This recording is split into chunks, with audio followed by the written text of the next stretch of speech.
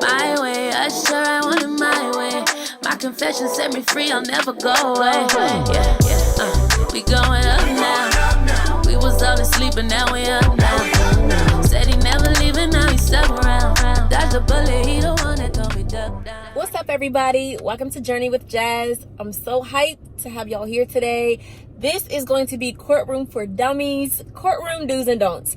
And I definitely wanted to do this because our people, blacks, and even young people, millennials, people from all specters of life, sometimes we don't know what to do when we have to go to court. We don't know what the court culture is. So that's what this video is for. We're going to make it a game.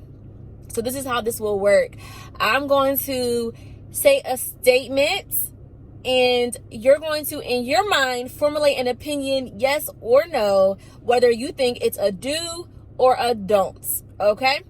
Just think about it, ponder on it. If you're watching this with somebody, tell them what you think.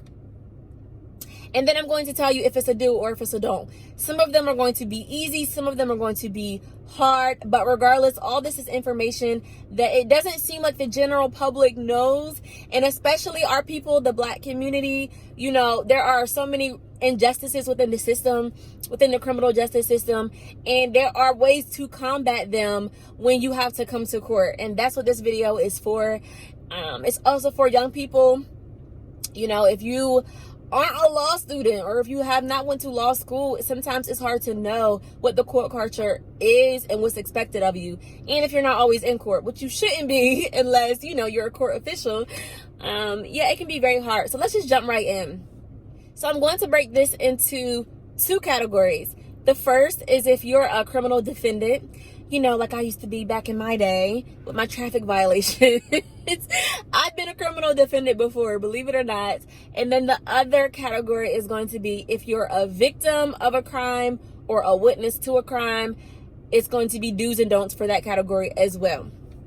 So let's jump right in with the defendant.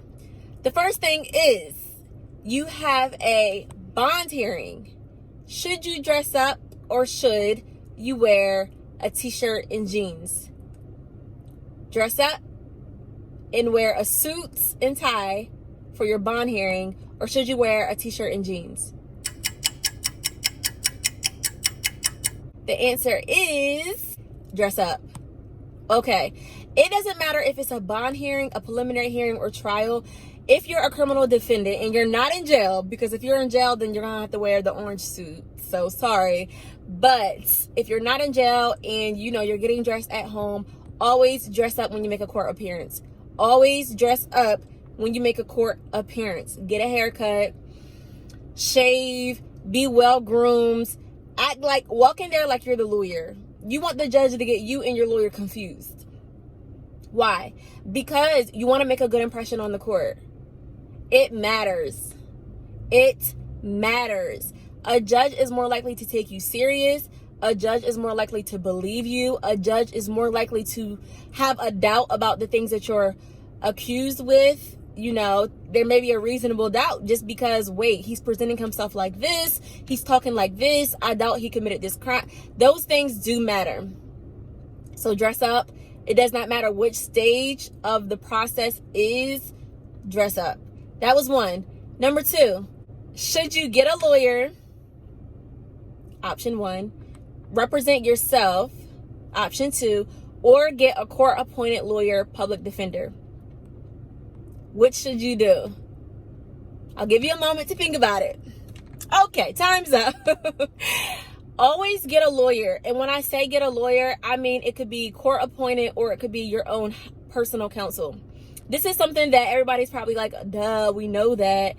But you'd be surprised how many of our people either A, represent themselves. They just get in there and say, you know what, I don't need a lawyer. The charges aren't that serious. I'm just going to represent myself, which means you're a pro se defendant. And that is one of your rights. You can represent yourself. And then also a lot of our people, because they can't afford a lawyer, they get a court appointed attorney, a public defender, which they went to law school, they passed the bar, they're just as capable of representing you. But of course, if you invest in getting a lawyer, Time is money. So the more money you put into getting a lawyer, the more time they're going to spend on your case, the more they're going to be diligent, the more they're going to make the proper objections in court. Like, you guys know this. You guys know this. But unfortunately, a lot of people in our community, they can't afford lawyers, so they get court-appointed lawyers. And that's okay, as long as you have somebody representing you. Why do I say that? Because when you may say in your mind, okay, I know I'm not guilty, I know I didn't do it, I don't need a lawyer. That's the wrong thinking to have, because you have to understand that the lawyer, who's that? The lawyer is your protection, right? So they're going to protect you from being abused by the criminal justice system. They're going to protect you by being abused with your rights not being recognized. And so they're going to make objections in court. They know the rules of law. They know the rules of evidence. They know when the prosecutor asks a question that they can't ask, or they're trying to bring in evidence that they can't bring in. And they know when to speak up and stand up for you. You ain't been to law school. You don't know. You may know what happened, but that does not mean you know how to properly represent yourself. So make sure you have a lawyer. Number 3, ask your lawyer questions. Listen, I know it can be intimidating. The whole court scene, the people dressed in suits, the judge, everything can be confusing and intimidating, but you don't want to be clueless when you walk into court. You want to understand, A, what you're charged with, and you want to understand what the prosecutor's office has to prove to convict you. I know you didn't go to law school. I know you may not memorize the Virginia Code, but you need to know what their burden of proof is, what they have, what elements they need to prove in order to convict you. It's helpful knowledge. And then that way, while you're in trial and different things are going on while you're in trial, you kind of can keep up with what's going on, because you know, okay, the victim just told them this. The victim told them that I hit her. Okay, that may be an element that's met for assault and battery. The victim told them that I live with her. Okay, that's another element that's met for assault and battery of a family member. You have to have some type of familial relationship with the person, and living with somebody for at least a year, I think is more than 6 months, is an element. Okay, and so if you ask your lawyer, what are my charges and what does the prosecutor's office have to prove beyond a reasonable doubt in order for me to be guilty, that gives you an advantage, because you know what's going on. As the judge is talking to you, as the lawyers are going back and forth, you can kind of keep up. Ask your lawyer questions. Also, take your lawyer's advice. Now, I know there's a lot of controversy of lawyers and them having your best interest. And if you're Black, they might just tell you to cop a plea, you know, just to get this over and done with. But I'm speaking for attorneys who are acting in good faith, who actually want what's best for you and are representing your best interest. Take their advice, because they know the Virginia Code. They know what the judge is thinking. They know what the judge is looking for, what he's listening for. And so if they tell you, okay, you need to plead guilty, or you need to say that the evidence is sufficient to find a finding, which means not necessarily that you're pleading guilty, but at least that there's enough evidence to find you guilty. They may tell you that, but regardless, take their advice and ask questions. What does that mean? What will that look like? What will my punishment be like? What are some of the consequences that come? Ask them. This is your life, okay? And you're invested in this more than anybody. And so me as an extern, and not knowing a lot of what's going on, I'm always asking attorneys questions. I'm always trying to see what's going on. What are they talking about? What does that mean? And you have a right to know what's going on as well. So do not be intimidated by your lawyer. Do not be intimidated by the cold court scene. In the middle of the trial, ask them questions, whisper in their ear. You can talk to your lawyer freely. This is the 3rd question. Sorry, I went on a rant. Next question. If you have something to say in court as a defendant, should you ask the judge or should you ask your lawyer? Think about it. Take a second. The answer is you need to ask your lawyer. As a defendant, you really can't, if you have a lawyer representing you, they're speaking for you. They're speaking on your behalf.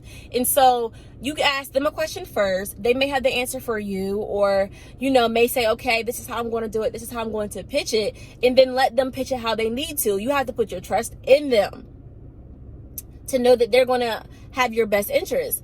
Mind you, I already said it. I know that there are crappy lawyers. I know that there are people that are just trying to quickly get the case over and done with. I'm speaking for those who are interested in investing in your case and who, want to get the best outcome for you. Ask them the questions. Do not speak directly to the judge. The judge is going to tell you to talk to your lawyer. It's almost viewed as rude. Now, if you're representing yourself, then you can speak to the judge when spoken to and kind of answer the questions that he tells you. But other than that, speak to your lawyer, see what he thinks, let him respond, and then he'll speak on your behalf. Okay, next question. All right, let's say we've been in court all day. Your trial's taking forever. We got like the 5th victim. You're getting tired, you're getting exhausted, you're getting annoyed, and you start to slouch down in your chair. At one point, you put your head down. At one point, you take one of those deep, annoying, you take that deep breath because you're so annoyed. You do that throughout the trial. Is that the way to go? Or should you remain sitting up straight, keep your posture, keep your attitude content? You don't have to be over there smiling, but keeping your attitude content and being respectful to all of the parties and the attorneys. Which one should you do? Okay, y'all got it. Option B. But you'd be surprised, especially in family court, especially when there's a lot of people involved. You got parents, you got kids, you're in court all day. It can be really frustrating to be waiting all day for your case to be called. You don't have your phone, so you're literally bored. And then sometimes you wait all day and the judge says, oh, we have to continue it because of this. Come back on this day, and you got to take off work again and get your kid. So it's like a lot of different things that are going on, a lot of moving parts, and it's easy to get frustrated in court, regardless of who you are. But if you're a criminal defendant, or if you're like the mom of a child who's in trouble and you're there, you have to appear in court, you have to remain calm. You have to remain your composure. You have to keep a pleasant and polite demeanor, because all those different things make a difference. The way that court procedure and different things go on can be annoying. There's a lot of administrative stuff. There's a lot of questions that are asked. And so we all get that. We all understand that. The judge understands that.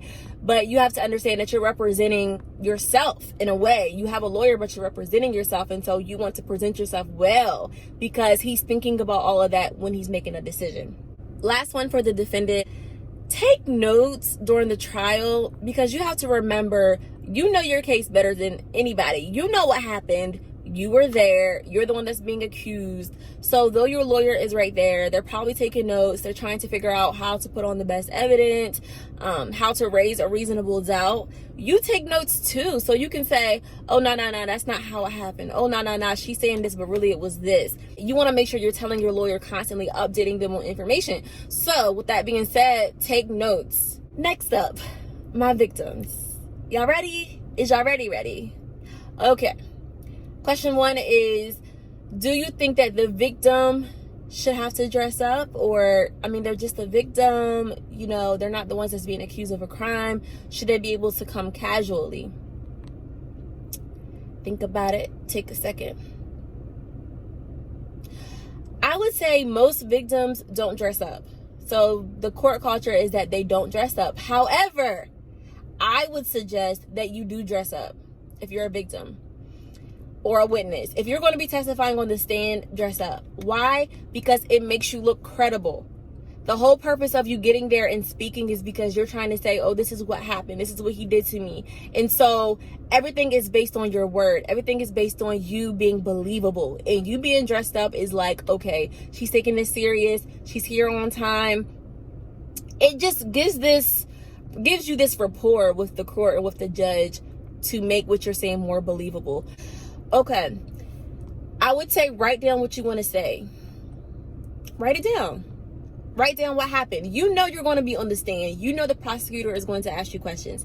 The defense is going to ask you questions. So, honestly, I can't even remember what happened yesterday. So, if I'm trying to think back to something that happened a year ago, because it takes such a long time to get in court, I want to make sure everything is in order. And most of all, I want to make sure my story is consistent. So before trial, for example, today I had 2 trials, And I met with both of the victims prior to trial. Why? Because I want to let them know we're moving forward with this charge. We need you to testify. They weren't cooperating. They didn't want to, go forward, but I just let them know you still have to testify. Okay, at that point, I asked them, do you want to know what I'll be asking, what you'll be expected to say, things like that? And they said yes. So I asked them, but you may not have a prosecutor that actually asks you that. Make sure you ask the prosecutor what they're going to ask you. If you are a testifying victim, ask them so that you're prepared. Literally, if you're taking notes on what you want to say, you want to know what will be asked of you. Most of all, make sure you ask the prosecutor what the defense will likely ask you so that you're ready. Okay, this was the same question for the defendant as well. You've been in trial all day. The judge told you to get down from the stand. You can go wait outside of the courtroom. He calls you back. Then you got to go back out. You're tired. You're annoyed. You want everything to be over with. Everything that's being discussed is kind of triggering you and making you emotional. Do you think it'd be good to show that emotion and cry in court and fumble, over your words and tell the judge, you know what, I'm tired of this. I can't do this anymore. Tell him that it's just too much for me. Do you think that that's the route to go? Or do you think that the better route is to keep your composure, to continue to state the things that happened, answering truthfully? If you get a little too emotional or triggered, just asking the judge to give you a moment. Which one should you pick? I'm sorry, I asked the questions in a way that it tells you the answer, but think about it. Option 2 is the correct answer. You want to stay calm and not get too worked up. It's going to be emotional if it deals with abuse. It's going to trigger you because we're talking about the things that happened that were probably traumatic. And this leads me to my next point. The defense attorney is going to be ruthless. Okay? Like, ruthless. They're not trauma informed. They're not worried about your feelings. They want to make you look as uncredible. Is that a word? They want to completely diminish your credibility completely, to make you look like everything you're saying is a lie. Your story's all mixed up. You don't know what you're talking about. Like, that's their purpose. All right, we're going to hit this angle real quick because my arm hurt. Okay, that's their purpose. So they're trying to trick you up. They're intentionally asking you questions to make you sound like a fool, to make you sound like your stories are inconsistent, to make you sound like you're lying.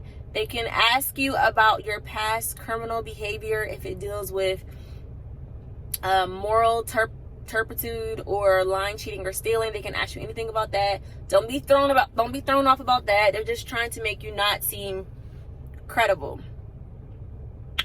Do not be thrown off by the questions of the defense attorney. They're just trying to make you not appear credible. The fact that they're doing that shows that there probably is a strong case against the defendant. That basically means they don't have anything else, so they have to attack your credibility. A lot of times what I see is the prosecutor will make the case, like literally meet the elements. There was a physical contact that happened in this city. They're a family member. They'll meet all the elements.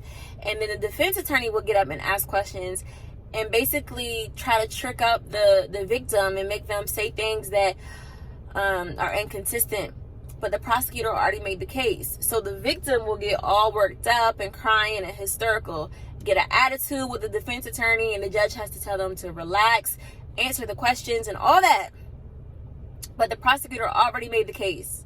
So they're basically getting worked up for nothing. The defense is just doing their job, which is to make you seem inconsistent, make you seem startled and irate and rattled, so that way what you said will be unbelievable. But the truth of the matter is, it's already been established. The judge already has in his mind, okay, like, the evidence has been put on. It's sufficient. So that's pretty much everything for the defendant and the victim or witnesses. I think the overarching theme is to keep your composure, answer truthfully. Well, if you're a defendant, defend yourself, okay? If you're a victim, answer truthfully. dress up, be presentable. And even though the court process is very draining and taxing, just try to keep it together. If you have to walk outside and come back, that's fine, but just try to keep it together and remain respectable to everybody, whether they're for you or against you. All right, y'all got it. How many points y'all get? It wasn't even a game because I just ended up telling y'all everything. I'm sorry, but hopefully that was very informative. If you ever have to go to court, if you're ever, God forbid, a victim in a situation, I hope that helps. Drop some comments with some questions that you have just about court process, procedure. I'm here for it. Even if you want to ask about the injustices within the court system, I know that's a huge topic and it's real. It happens every day. But there are also some people out here who are doing the best of their ability to fight the good fight, okay? So ask me any questions that you have or any topics you would like me to touch on. Until next time, I will see y'all. My way, I sure I want it my way. My confession set me free, I'll never go away.